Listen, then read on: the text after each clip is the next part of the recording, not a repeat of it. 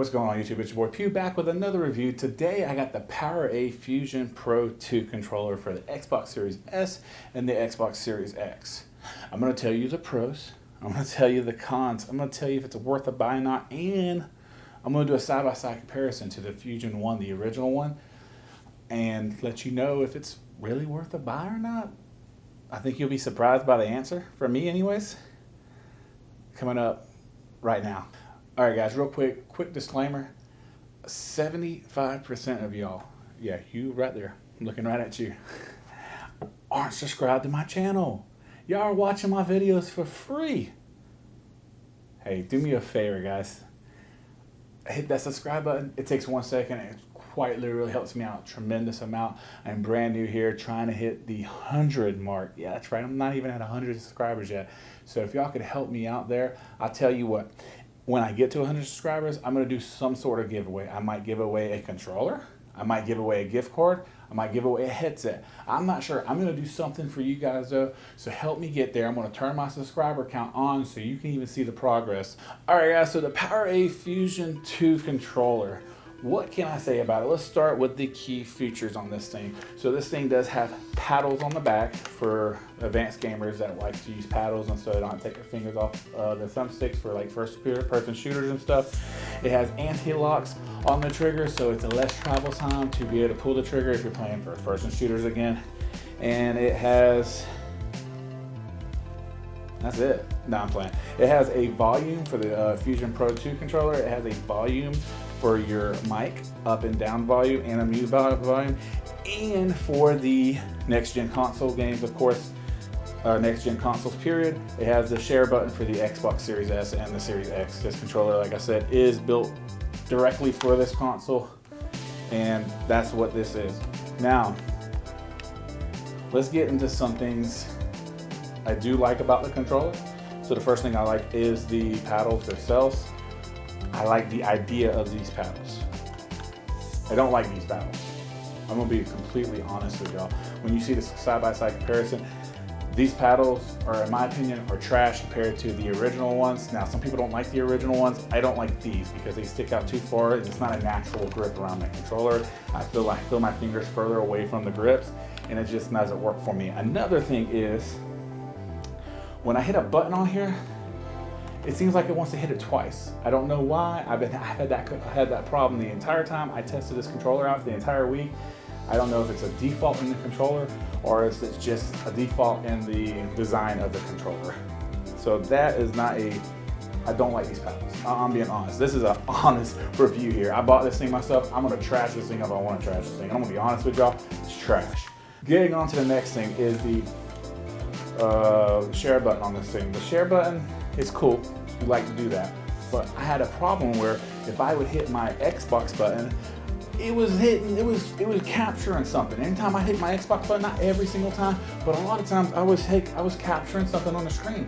Like these buttons are intertwined somehow, and they were interfering with each other. Now again, I don't know if that was a default of the controller and I just need a new controller, or if it's just a flawed design, but it was irritating the crap out of me. Anytime I go to hit the Xbox the home button to go do something real quick, you take a screenshot.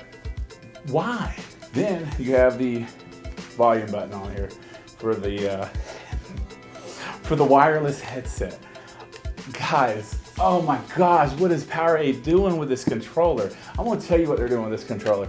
They came out with 2 new buttons, a flawed paddle design in my opinion, and slapped the Series S and Series X on the box to make more money. This thing is quite literally the same as the other controller. It's just, it doesn't, it has the, look at that, freaking thing fell out in the middle of the video. I feel like they just try to make some money off this video. Or excuse me, off this video. I'm trying to make money off this video. No, they're trying to make money off this controller. That's all it is, it's a gimmick. There's several other controllers that come out this year. I think this is the 4th controller now that's done the same exact thing. They quite really changed two little things on the controller, slapped Series S, Series X on it just for money grab. Now, grab that money real quick because, hey, I ran out there and bought it because I was like, oh man, new Fusion Pro controller. I actually like my first one. I've had no issues with my first one. Some people will tell you it feels like I'm playing with a Coronas Max or something because I feel like I'm playing better.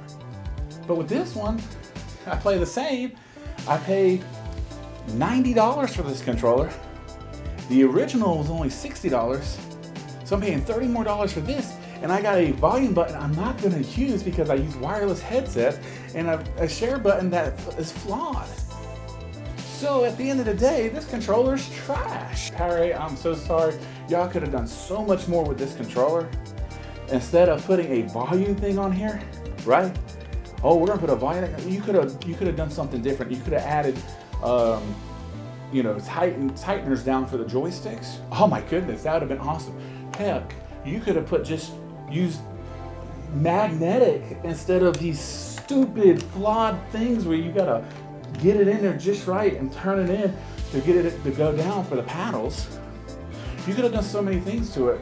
You could have made the trigger locks a little bit better, but you added a volume control for a wired headset, which if I'm gonna go do something or I need to get up and move and mute my mic before I get up and move, I'm taking the headset off anyway. So I got my head up there by the headphones, so I'm just gonna mute it while I'm up there. What was the point of this controller? Honestly, there was no point. They wanted to make money, and that's what they did. Now, this is a true, honest video. I'm not gonna get no love from them on this, but y'all need to see it. I'm gonna show y'all the comparison of this thing right now, and then we'll come back and finish up with it. Let's go. Alright guys, so we're at the comparison part of the video. Side by side, these are two controllers. Fusion 1, Fusion 2. Alright, so right off rip, the only things you need to know about the top are what we already talked about right here for the volume and for the share button on the controller itself. Now, other than that, there's really no differences on top. They quite literally are the same all the way around. Now, for the Fusion 1 controller, if you trying to get that focus, the trigger doesn't have the rubberized grip on the Fusion 1 like it does on the Fusion 2. So that is one upgrade I feel like they did on the controller. And also, we've already talked about it, but this only has the micro, and the Fusion 2 has the USB-C, which definitely is an upgrade in my opinion. Now, on the back of the controllers is what's going to be the biggest difference in my opinion, are the paddles. So this is the Fusion 1 paddles. So what I'm going to do is I'm going to kind of get a close up so you can see, kind of rotate the controller for you. And you can kind of see how the design is and stuff. Some people like this design, other people, they didn't actually like it because of the buttons getting loose and falling out. Now, you see how close these are to the edge here on the Fusion 2.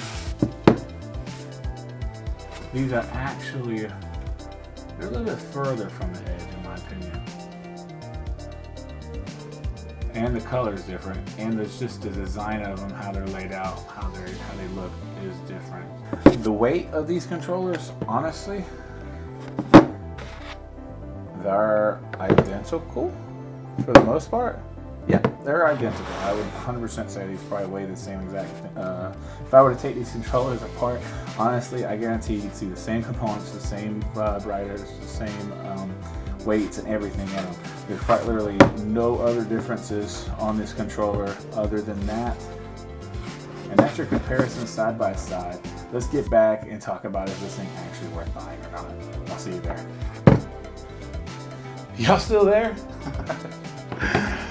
Man, I just trashed the crap out of this controller, didn't I? Holy moly. If you see my first Powera Fusion controller review that I did, it was actually one of my first videos. The lighting was horrible, the camera shot was okay, but the review, I actually did a really good review on it, so I actually like the controller. I'm gonna post that right here, right now for y'all, so you can go check it out. And with all that being said, we're gonna make this a short video. Is this worth buying? What do y'all think I'm gonna say? Heck to the no, this thing's trash. I ain't buying this thing. I'm actually taking this thing back today after this video. I'm gonna get my $90 back. Heck, I might go buy another original Fusion Pro controller just to have two because it costs $30 less than the freaking original one. Or this one, excuse me. So yeah, at the end of the day, don't go out and waste your money on this. Go buy Fusion Pro 1, save $30. Now, I gave this thing a lot of trash just now, a lot of trash talk and everything, but I will say this. The controller is still a good controller. I'm just disappointed in the fact that they dropped this controller for the Series S and the Series X, and they did two things different. Well, technically three if you count the trashy paddle design on the back. And they try to make it sound like it was the next-gen console controller when they didn't do anything different to it. If they would have added a couple more different features to this controller, it would have probably been a really good controller. And the only thing I would have complained about were the paddles and possibly I would have probably took this controller back to see if it was the button that was just messed up. But I'm not even gonna take it back and get another controller to do it, because even if that was a flaw in the controller, I still don't want the controller because I'd rather have my original one. So at the end of the day, I'll leave it to y'all if y'all want to go buy this or not. But in my opinion, don't buy it. Buy the first one. It's $60 everywhere. I quite literally just looked it up. Amazon, Target, Walmart, everywhere. It's $60. You're saving $30. Go buy two of them.